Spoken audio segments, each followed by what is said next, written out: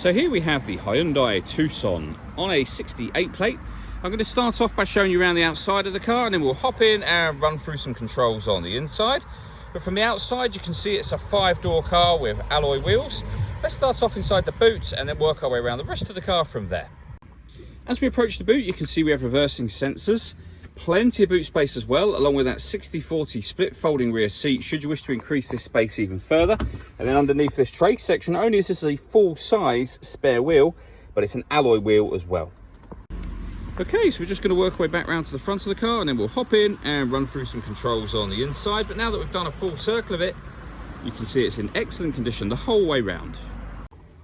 Just briefly before we climb in, I think it's well worth seeing the interior from this exterior point of view. There's plenty to run through on the dashboard, so let's hop in and we'll do that right now. Okay, now that we're inside the car, we're going to start with the dials. On the left-hand side, we have the rev counter, and on the right-hand side, the speedometer and fuel gauge. In the middle, you can see the total miles for the car, which are 25,050. Above that, we have a digital readout for the speedometer. The information there can be changed using controls on the steering wheel. We're on the kind of driving data menu at the moment, but there are other menus available. So satellite navigation, assist systems, your audio, tyre pressures, or car settings really, and then user settings, and then we're back round to the beginning again. And the buttons I was using to do that are just here. We've also got cruise control and speed limiter over that side of the steering wheel. On the left hand side, we have stereo controls and phone controls, including voice activation. You won't be able to use the phone controls until you've paired the phone up, and that is done on the central screen here, where you will also find satellite navigation. There's a full video that shows how the satellite navigation works on both our website and also on our YouTube channel. If you hit radio, you'll be able to see that we have DAB, FM and AM radio available to us. You can listen to your own music as well.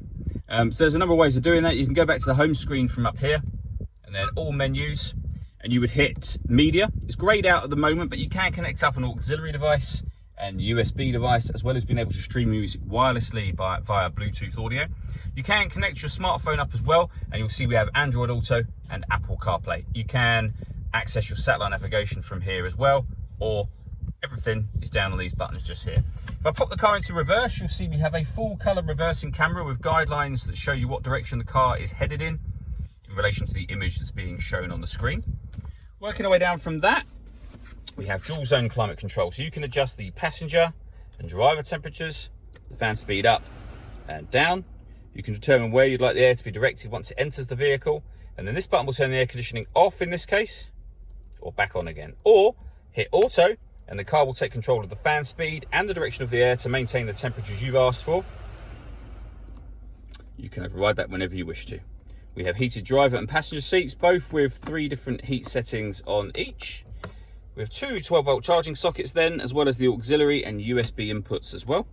The gear lever for the fully automatic gearbox, and then these buttons just here. This one turns the parking sensors on and off, and then these two I'll show you up on the screen here. So the first of those brings on a green symbol to the right-hand side of the speedometer. That's to let you know you've turned downhill brake control on, and now off again. And within the rev counter, you'll see it now says Sports. That's to let you know you put the car in sport mode, and then taking it back out of sport mode again. All that leaves me to say is thank you for taking the time to watch this video.